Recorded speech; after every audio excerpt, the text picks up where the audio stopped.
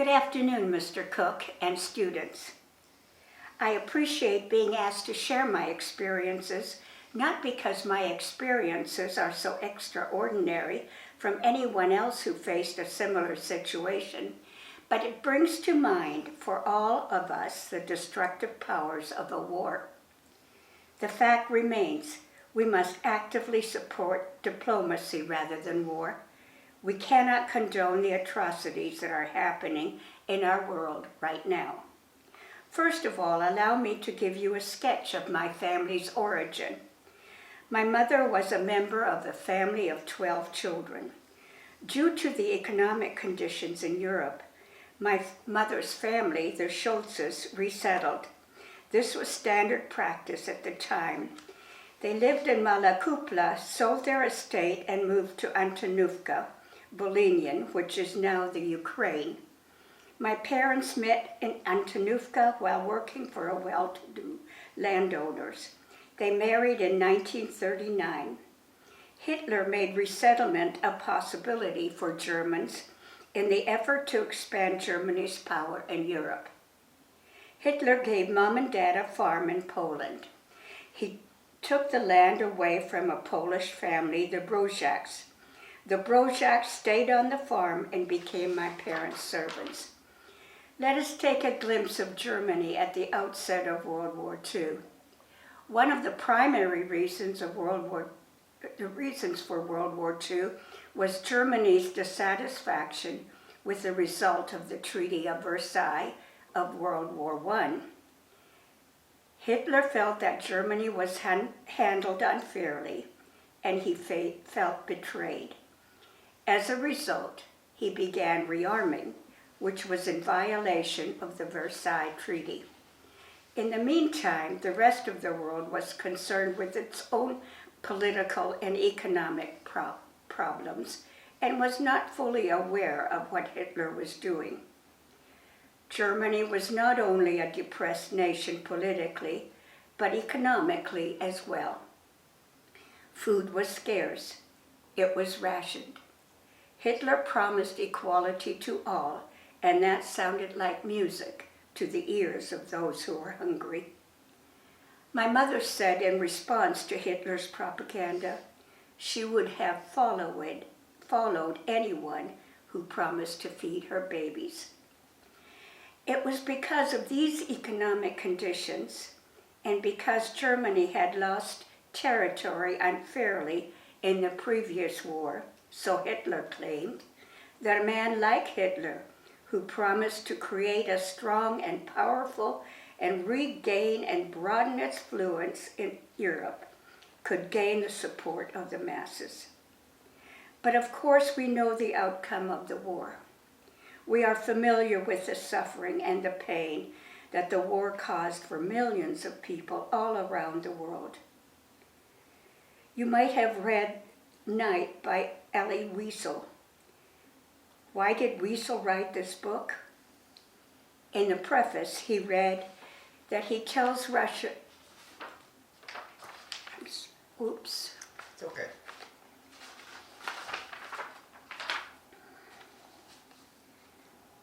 He tells the story out of pain, partly to honor the dead, but also to warn the living.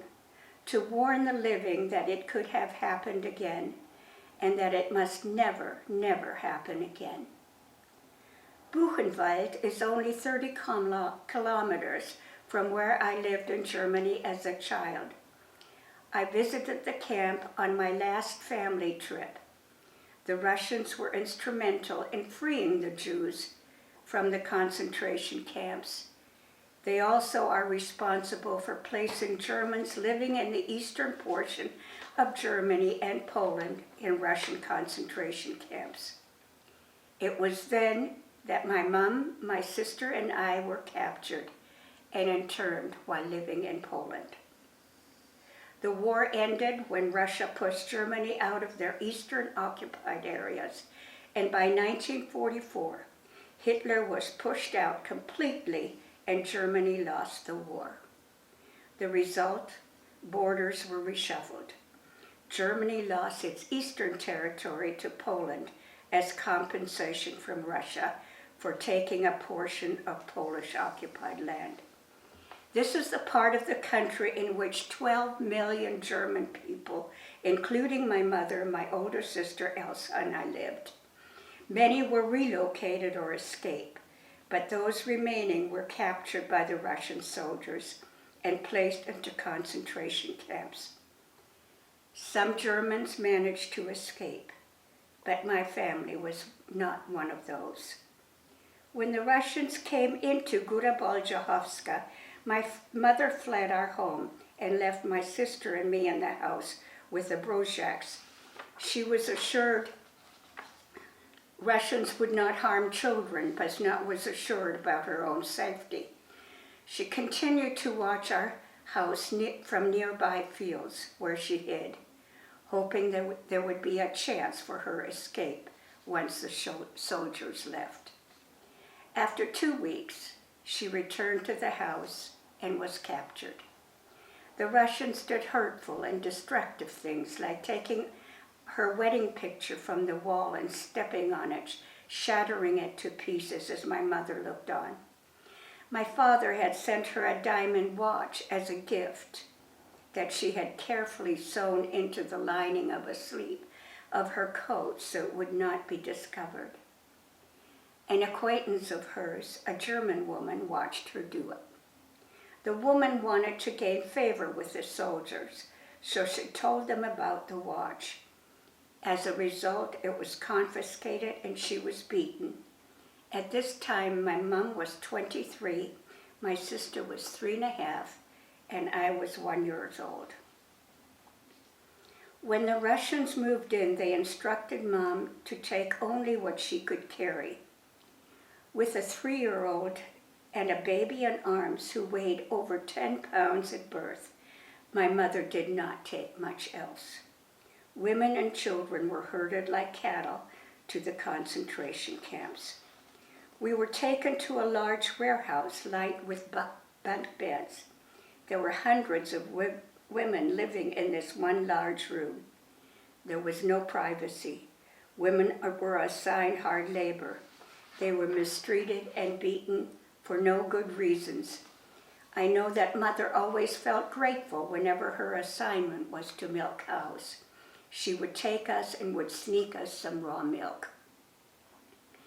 I recall 2 little boys being returned to their mother in the bunk next to us.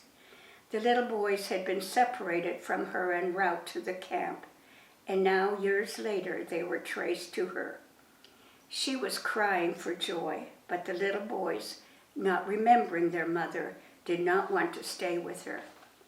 I recall feeling so hurt for the mother and so questioning for the boys, because I felt so safe and secure whenever my mother was with me. I remember an incident that left an indelible scar in my mind. There were small rooms leading off a hallway where my sister and I sat on a long bench. The hallway was lined with people. Behind the closed doors of the rooms, I heard screams. I was afraid. I remember clutching my mother, and when the soldiers came to take her away from me, I ran after her screaming. One of the soldiers picked me up by my collar. My mom pleaded with him to put me down, but all I remember is the soldier slapping her face, and I cried harder as he tossed me back onto the bench with my sister Elsa.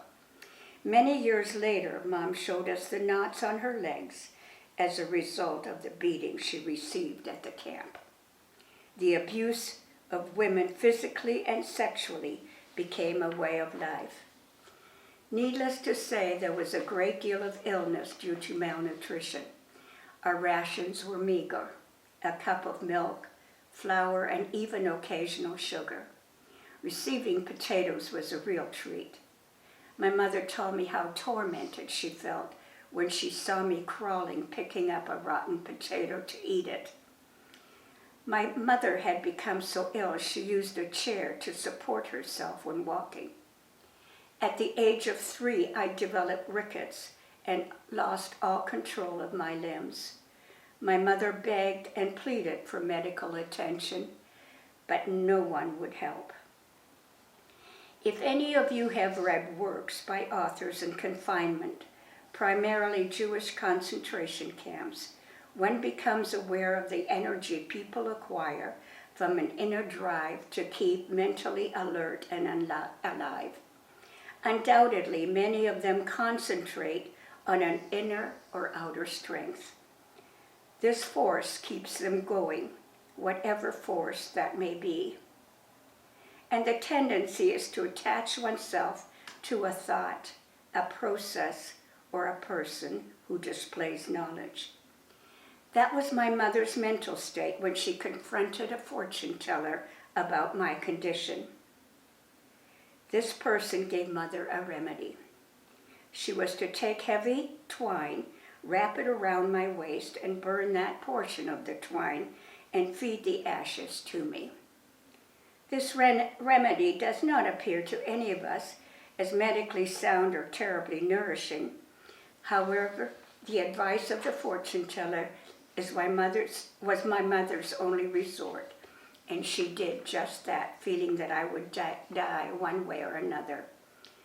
Mom told me that within a month I began to regain some of my strength. During this time, Mom never knew whether my father was dead or alive. We learned much later, of course, that he was captured by the British and was a prisoner of war in England. I had never seen him, but Mother talked about my dad often and showed us a picture she had managed to keep. We would share her fond memories of him, and she talked about the four of us being united as a family. Even though we were not allowed to attend or belong to a church, my mother had great faith in God. She prayed for a sign, which would indicate whether or not my father was dead or alive. One night, she had a dream. She dreamt she received a postcard from my father. When she awoke, she wrote down exactly what the message was and the date on which she had dreamt it. She received the card about a year later and realized that she had dreamt it on the day it was written. She felt that was a definite revelation to her that he was alive. Shortly thereafter, she received a letter from her sister in East Germany informing her that a Gus Lutz had come to visit. Because my grandmother changed my father's name to her maiden name, Engel, my aunt was able to use grandfather's name, Lutz, as a cover name. My mother was elated. Not only was he alive, but he was in Germany. With that in mind, she attempted an escape.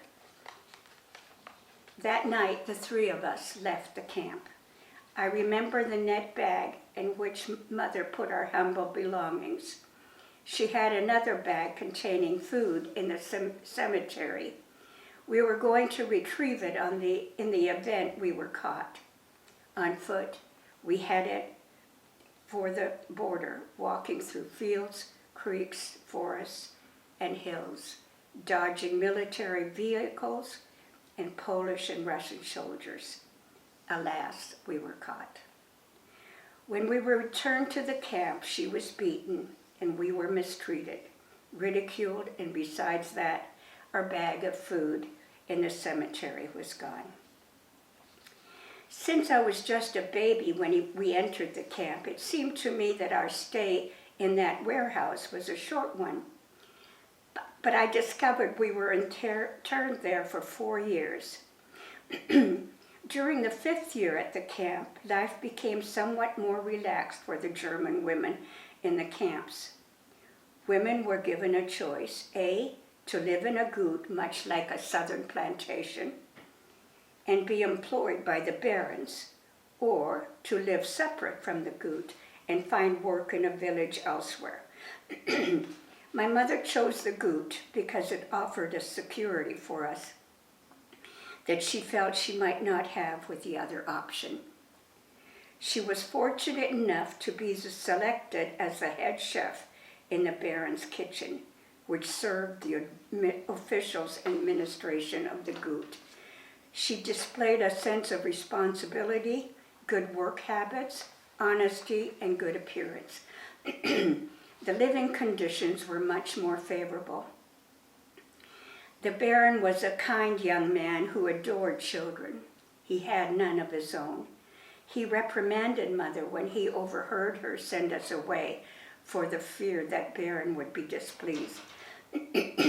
From then on, he gave us permission to be with her as long as we were tidy and presentable. I remember a lot of firsts. The first taste of meat and vegetables. My sister will never forget the pudding my mother allowed her to eat to her heart's content. In fact, it made her so sick that she consequently has never eaten pudding since. I remember the Baron putting out his arms to show me affection, which I refused. I would always run the opposite direction to avoid him. I never knew my father, so my relationship with men was non-existent, and to me, men represented evil. They caused the war. They beat my mother, mistreated all women physically and sexually, caused my family to be separated, and refused to let us be German, which I resented. We were not allowed to speak German, so my sister and I grew up speaking Polish, which had ramifications for the future. During this time that my mother was employed at the Gut, we lived together in a one-room barrack, shared with another mother with 2 boys. The room had a dirt floor and a pot-belly stove. At Easter, we would go to the hills and bring in yellow sand to spread it on the floor to make it look like spring. I even remember Christmas. We made cookies from flour, milk, and sugar. Mum hung them on the tree. In private, she taught us German Christmas carols. Mice have never been my favorite pets, especially since we found a family of mice in the middle of our straw mattress. Then a disappointment came Mum's way. Shortly after the Baron's wife had a baby, a government official visited the Gut. Our Baron brought him to the kitchen where his wife and baby were. The guest mistakenly went to my mother and, in the Polish custom, kissed my mother's hand in greeting. This greeting is only customary if it's within the same social class. The Baron was embarrassed that he mistakenly greeted Mum rather than his wife in this manner, and consequently the Baron's wife requested to have Mum demoted to the workers' kitchen. By this time, my sister was 7 and I was 5. She was of age now to attend school. Of course, the 2 of us had never been separated. I had no other friends, and we were inseparable. We were inseparable for another reason. At the time of my birth, my mother was very ill. Several Polish couples wanted to adopt me. They tried to convince my mother that they could provide a better life for me than she could, due to the fact she could not care for me. She was deathly afraid of losing me. Once my sister was old enough to understand, my mom convinced her never to leave my side for fear I would be kidnapped. I cannot remember a time that my sister did not hold my hand. She became my guardian, my friend, and my surrogate mother. What 7-year-old today would take off her dry underpants and exchange them for her little sister's wet ones? When she went to school, there was no choice but for me to go to school with her. The classroom had row desks, and what would normally accommodate 4 children now had 5. The teacher promptly asked how old I was, and I confidently said I was 5, but I was very smart. He said I could not stay. I told him I would not leave. Not too long thereafter, I was bodily removed from the class. I had never been separated from my sister, so I cried desperately and then became very angry. I decided to prove to them how smart I was. I gathered up some resources, including my sister's books, and without anyone's help, I taught myself to read Polish. It was mandatory for all Germans to speak Polish. I remember helping some of my mother's German acquaintances in their Polish adult courses. They accused Mother of helping me to memorize the material, but what they did not realize was that my mother could not read Polish. Adult responsibility came early in my life. One of my mom's sisters, who was also displaced, came to live with us. She had a tiny baby. Baby Richard became my responsibility. I had to feed him, change him, and make sure I had the pot-belly stove going to keep him warm, all at the ripe old age of 5. One day I became so involved in reading that I forgot to keep the fire going. My mother came home midday, a rare occasion, and realized how cold the room was. At that time I received the first severe spanking I would never forget. Mom impressed upon me the importance of keeping the room warm so that baby Richard would not get sick. We continued to face hardships politically and economically. These problems became real to my sister and me, even though we were very young. We never developed friendships outside of our family. It became very clear to us who they were and who we were. I recall walking hand in hand with my sister in the countryside. Before we knew it, an airplane swooped down close to us. My sister pushed me to the ground and covered me with her body in order to protect me. We ran into a wheat field and hid there for quite some time. I never knew what the significance of that was, but we felt our life was not a peaceful one. Food was still scarce and survival was still our main concern.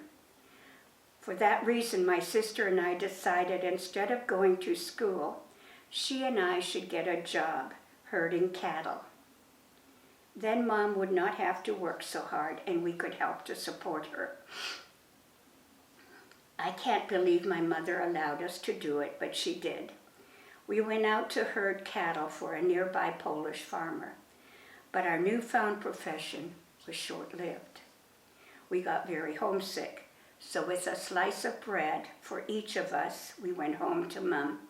We gave her the bread and told her that we did not want to be separated. My big sister at the age of 7 said, it was better to have little and to live and or die together than have a lot and live apart.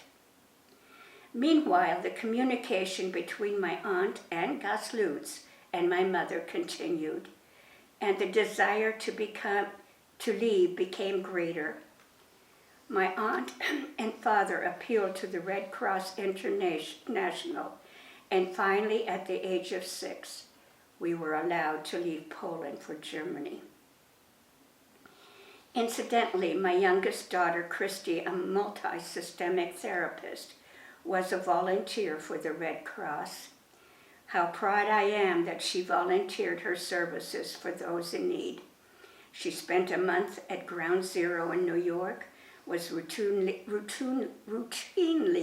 asked to volunteer and help victims of fires and floods in our country, and spent her 2 weeks of vacation helping the victims of Katrina. Red Cross International made it possible for us to leave Poland. I recall the excitement I felt. Oh, to leave Poland and to live in Germany, my country where I belonged, and to see my father and be a family. There would be no more soldiers, no tanks, no guns. There were 3 excited ladies who boarded the train. However, our dreams and excitement and hopes were soon dampened. What we saw en route was destruction everywhere, remnants of war. As we walked the 3 kilometers from the train station in Bad Kreuzen in East Germany to our village Kukulau, where we were to live, I saw the tanks, the Russian soldiers, and the guns. Once again, we were in Russian territory. Nothing had changed here. Mom stopped outside our village to comb our hair, and I looked at her with tears in my eyes and said, "Mom, you promised we would not see that anymore." Then we met my father. I had seen a handsome, healthy man with brown, wavy hair and big, smiling eyes on that picture. Now he appeared gaunt. His high, thin cheekbones accentuated his bulging eyes, and he frightened this young 6-year-old. I felt desperately disappointed. I felt cheated and shattered, and even at the age of 6, felt that there was no hope in the world for a happy place. The disappointments grew. We lived with my aunt and uncle.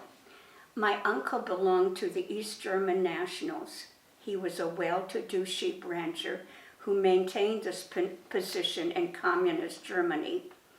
Only days after our arrival, my uncle stated he would not have Polish spoken in his home. That much German I understood. When I attended school, I realized I was not German at all. I was Polish. I could not speak German. Polish refugees were not welcome in Germany. Polish refugees were outcasts.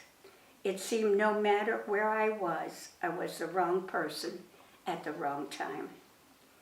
These were terrible experiences for a 6-year-old. First, I wanted to combat the language problem. I did this by not uttering a word for a period of 3 weeks. During this time, I totally lost the Polish language and learned German. To this day, I do not speak Polish. Most of all, I hated to see the military maneuvers which were exercised regularly. I shuddered at the sight of them. I hated to see what the Russian soldiers were doing to the society where I lived. They barred our village so that we could not get food supplies. The only young people allowed through the barriers were school children with Ranzen, school backpacks. As a result, many women would dress as schoolgirls and would carry Ranzen in order to sneak supplies into our village. These soldiers abused women. This was something we as a family witnessed on our Sunday afternoon walks. Women would allow the soldiers to abuse them. They wanted to keep their families alive. We received food coupons, which was never adequate food for a family of 4, so there was a great deal of black market activity. It saddened me to see my mother begging for our survival. These are the results of the war. I was forced to join the Junge Pioniere in school, an organization of communist children dedicated to communist principles and ideals. The excitement of receiving a new white blouse, a navy skirt, real shoes, navy knee-highs, and a red scarf was short-lived. Stalin and Lenin became our gods. We were indoctrinated in the communist government, and what I had already experienced this far was lesson enough that was not the way I felt and believed. How I hated this forced brotherhood. It left us trapped, hungry, and enslaved. How I hated my existence. But I realized that I had to live within this depressive society. Once I learned the language, my greatest urge was to become socialized.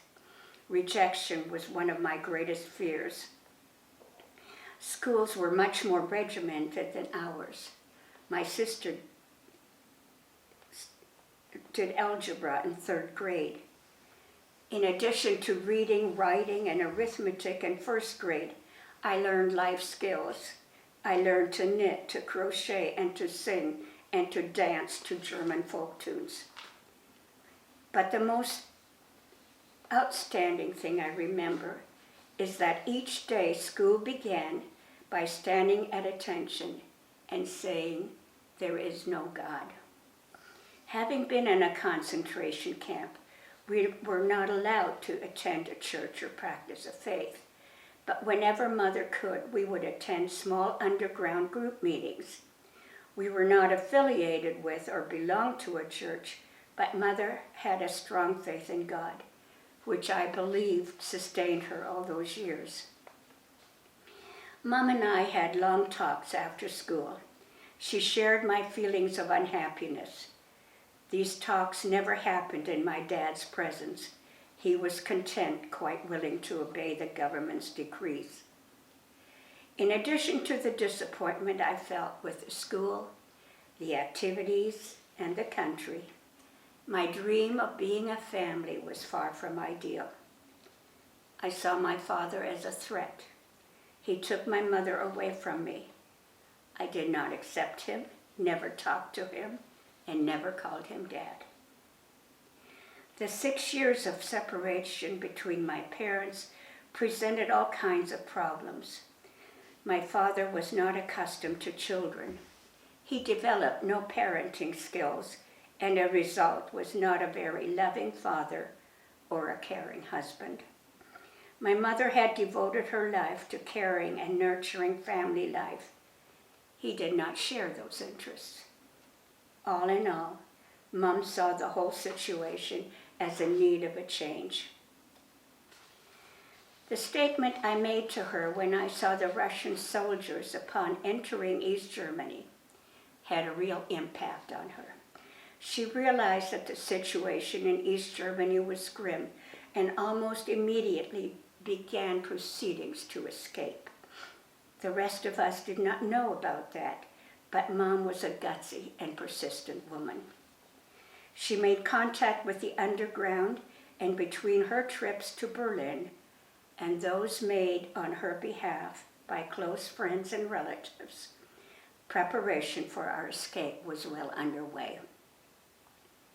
We were told that we would receive a telegram. If the message was on the telegram was positive, we could leave. If it was negative, we were to stay. My dad received the telegram, and the message was, "And the people went to Canaan," which of course meant we were going to Canada.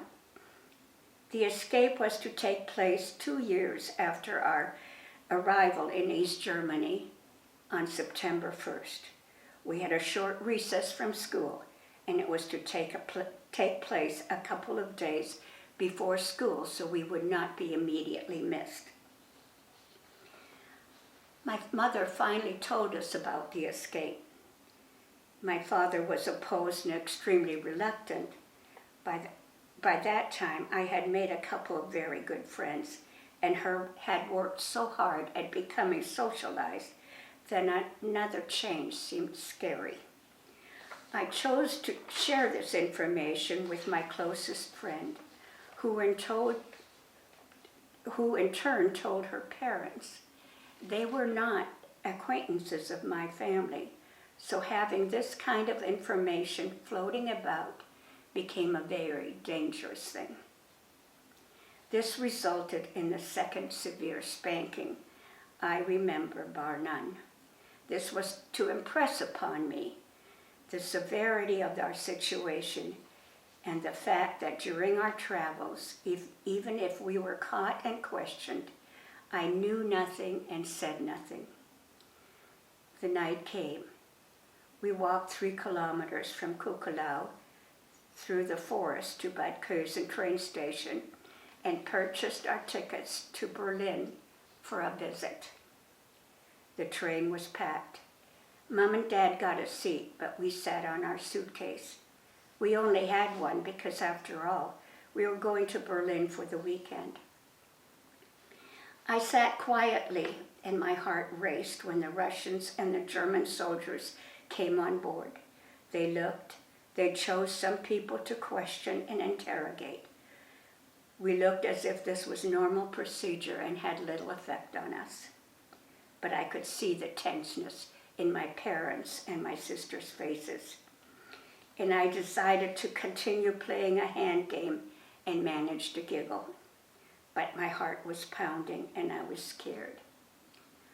Thoughts ran through my mind. What would happen if they found out? Did my friend's father tell the officials to be on the lookout for us? I knew it would be my fault if we didn't make it. Then the officers asked the question, who is going to West Berlin? We'd never tell. The train came to a halt at Friedrichstrasse train station, East Berlin, and we got off. Quickly, my dad grabbed my sister's hand, and my mom took mine, and we made a dash for the subway. This was before the wall went up and people could get from East Berlin to West Berlin on the subway. The doors were open and we got on. The doors closed, everything became dark, and I heard a sigh of relief from my mother. Mom knew that when the doors opened, we would be safe in West Berlin. I was ever so grateful that my telling my friend did not cause my family harm. We were safe, but this was only the first hurdle we had to cross. In the city of West Berlin, the underground placed us in a bombed-out building which served as a refugee camp. The camp was run by a group of Baptist nuns whom we called sisters. Our stay was of 2 weeks' duration. I remember many firsts in Berlin. I ate my first orange. I was introduced to chewing gum, and I ate my first banana. What an experience. One of the nuns at the camp wanted this to be so special when she gave the banana to me. But upon my first bite, I realized the texture was so foreign, I could not eat it. I knew it would seem ungrateful if I left it in the trash. So from our 10th floor shattered window, I merely threw it to the ground and hoped whomever it would hit would forgive me. We had to undergo the standard tests and receive all the appropriate shots. Again, family tensions ran high. My father had had history with TB. His mother died of TB. This was one of the diseases that eliminated people from emigrating to Canada. My father became very irritable, blaming Mom in advance if we were rejected and had to return. What would the communists do with us? My mother's only words were, "We'll deal with it when the time comes." All this time I resented my father for the problems he was causing for Mother, and against supporting the claim that men had limited number of good qualities. The day came when the results were announced and we were not rejected. Everything seemed sound medically, and money had been provided for us from Canada for the trip. The British Air Force flew us from West Berlin to Hamburg. From there, we drove by car provided by the Underground to Bremerhaven. We had a reunion with my mom's sisters and brothers and parents from West Germany, and then boarded what I refer to as a cattle ship, the Beaver Bray, heading for the St. Lawrence Seaway in Canada. This was not a 9-day luxury cruise. In Canada, we were greeted by the organization that was in contact with the Underground in Berlin. We boarded a train in Quebec City and rode west to Calgary, Alberta. There, my great aunt and uncle, who were sponsors, greeted us. The wide open spaces of Canada intrigued me. The huge city of Calgary fascinated me, and I became very excited that finally we were free. And for the first time in my life, I lived without seeing guns, tanks, and soldiers. My sister and I started school immediately. We attended a small country school where we became a novelty. Everyone was fairly friendly and amiable. But of course we did not know the language, and we were foreigners once again. School was relatively easy for us. We even colored in class, which was an activity we had never done before. Once we acquired the language, we progressed fairly rapidly and were placed in our appropriate grades. When I was in 4th grade, my parents were asked if they would allow me to skip a grade. By this time, I had moved to a much larger community. I was faced with social situation I had difficulty dealing with, and I soon discovered being smart was bad enough, but being German was even worse. I quickly became known as a little German girl who rarely had a name. Then we moved to Edmonton, Alberta, the capital city. The tension against the Germans were strong. Again, I found myself in the wrong country at the wrong time. I was German in Canada during the time when German refugees were not popular. I soon became ashamed of my nationality, of my history, and was embarrassed by my parents because they could not speak the English language fluently as I tried desperately to do. Even while in Canada, I could not escape our history. I cherished my relationship with a young man of Russian origin whom I wanted to marry. My father, who was sitting in the kitchen with a glass in his hand, threw it across the room and stated, "I will have no Russian enter my home." With that, I felt compelled to leave Canada and study in the United States instead of at home in Edmonton.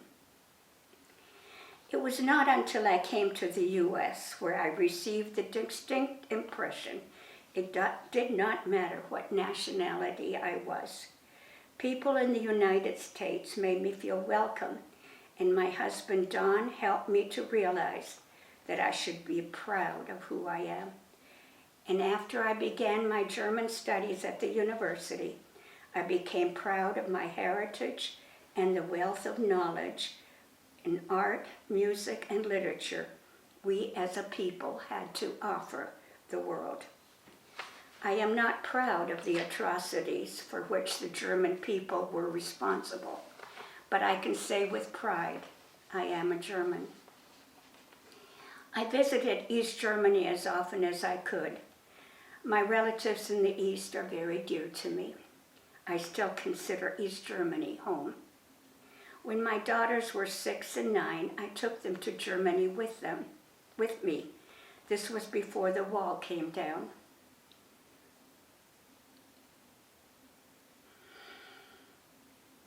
And little was done to the living conditions in communist Germany. My daughters found it interesting to see. It seemed like a fairy tale to them, and after all, those were the good olden days. However, what they saw was not the olden days. The wall made a definite impression on them, particularly when we were detained for 4 hours at the border. This was not the past. This was the present. The barbed wire, the mines, the dogs, the guns, the soldiers, and the lookout towers were still very much alive and a matter and routine in East Germany.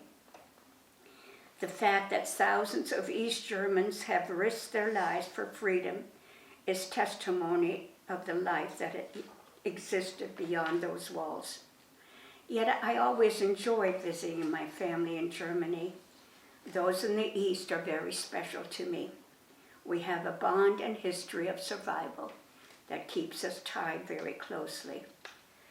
But whenever I return to to Rolla, Missouri, I am always so grateful that I live in this country. 2 years ago, my sister and I visited my birthplace in Poland. We went to City Hall to find our birth records.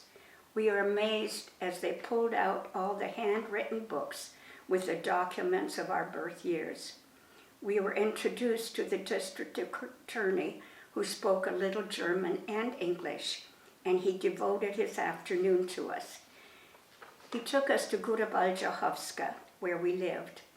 We inquired about the Brojack family, and we were told that Mrs. Brojack was still living. When we arrived, we saw a hunchback lady who we were told was Mrs. Brojack. She was supported by her cane, her wrinkled face showing the age of 94. At first, I was skeptical that she really knew us. However, when she came to me and said in German as she stroked my cheek, "Mein liebes Linchen," my loving little Lina, and she said to my sister, "Call me Mamusha," Mummy in English, my doubts vanished. She told the lawyer that the Engel family was wonderful. These were the people who lost their farm and became our servants. What a wonderful testimony of our parents. It was an emotional homecoming. Even though her children were living in a new house, she insisted on living in the old house where I was born. We were saddened by the poverty. We wanted to compensate the attorney for his time, and his response was, "What I witnessed today, with the coming together of opposing cultures and of history in the making, and witnessed love for humanity, was payment enough for me." We were very happy to help Mrs. Brojack financially instead. I would like to close with some reflections. In regard to my family, I am ever so grateful to my mother for providing me with the belief that you can do anything if you set your mind to it. My sister continues to be that good, steadfast person who repeatedly put this black sheep on the straight and narrow. My relationship with my father never developed into a loving relationship, yet I grieved the most for him after his death. My husband has given me the love and security to rebuild my life, and I claim men are not bad after all. As for me, who cut away from mother's apron strings totally, did what so many of my age group did then, my husband and I became active in the peace groups of the 60s, and we joined communes because we sought for harmony for our lives during the 70s. We advocated peace throughout the Beyond War program in the 80s and have shown our yellow ribbon campaign in the 90s. Why did I join or align myself with these groups? Because I had first-hand experience with the result of war and what it does to people and society. I have aligned myself with those groups because peace is so dear to me. In one of my first high school literature courses in Canada, we were given the assignment to choose a poem and discuss it. I chose the poem "If" by Rudyard Kipling because of its meaning to me. My teacher said it was trash and that it had no meaning. I will let you make that judgment. If you can dream and not make dreams your master, if you can think and not make thoughts your aim, if you can meet with triumph and disaster and treat those two impostors just the same, if you can bear to hear the truth you've spoken, twisted by knaves to make a trap for fools, or watch the things you've given your life to broken and stoop and build them up with worn-out tools, and if you can talk with crowds and keep your virtue, or walk with kings nor lose the common touch, if neither foe nor friends can hurt you, if all men count with you but none too much, if you can fill the unforgiving minute with 60 seconds worth of distance run, yours is the earth and everything that's in it, and which is more, you'll be a man, my son. Thank you.